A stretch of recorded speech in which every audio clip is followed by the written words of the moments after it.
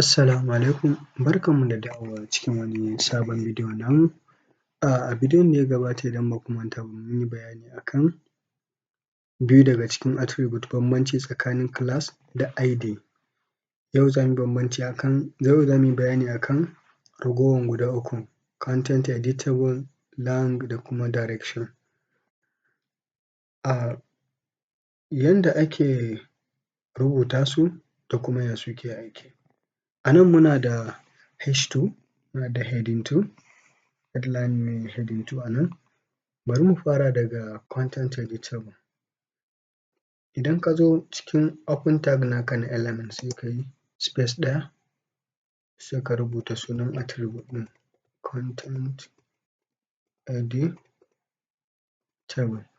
Mun ce wannan zai sanar da browser cewa mai karatu ko kuma wanda ya ziyarci website namu zai iya editing ɗin wannan ya sanya wani abu.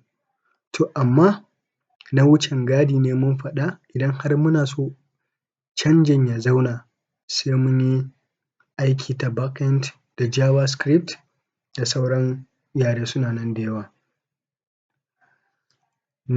Na biyu da za mu yi bayani a kai shi ne direction.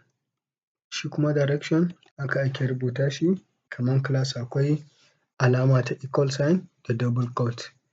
Yanzu mu ce muna so idan muka yi rubutun ya fara daga right to left, kawai abin da za ka rubuta R ɗin nan yana nufin right, T ɗin nan to, L ɗin kuma left.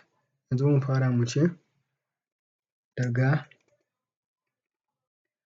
daga dama zuwa hagu, haka ko? To bari mu yi saving mu kalla ya abin yake.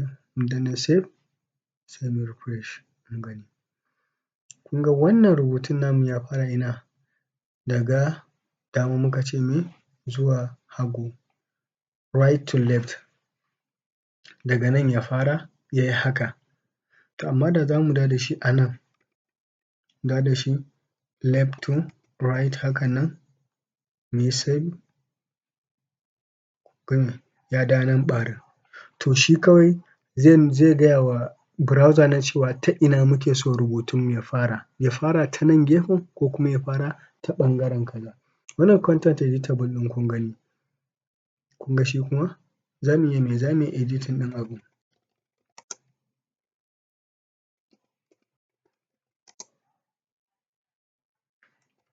Kun gani? To nan abin da muka rubuta a nan daban, mun rubuta heading 2 ne wannan, to amma a nan fa mun rubuta wannan editable ne, mun canza shi. To amma idan muka yi refresh fa zai dawo nashi na baya, na da, saboda kamar yadda na faɗa muku cewa idan muna so har wannan editing ɗin idan muka yi ya zauna sai mun yi aiki ta backend. Kun ga yanzu za mu iya rubuta komai, matuƙar ba mu yi refresh ba zai zauna, amma muna refresh zai koma me? Nashi na baya. Wannan shi ne contenteditable da kuma yanda yake da yacce ake rubuta shi. Wannan kuma direction, wato zai gaya wa browser ta wane ɓangare zai soma. Na ƙarshe da za mu yi bayani a kai shi ne lang. Mu ce muna da p tag wato language, shi ma haka ake rubuta shi sai a sa me? Double quote. To a nan zai faɗa browser wane yare kake son amfani da shi, sai in ce English ne, a rubuta haka, saka in ce da English na yi amfani. Kawai zai faɗa browser da wane yare ka yi amfani. Idan kuma misali a ce da France zan yi amfani, zan iya sa PR wato France. In Arabic ne zan sa masa Arabic, to haka.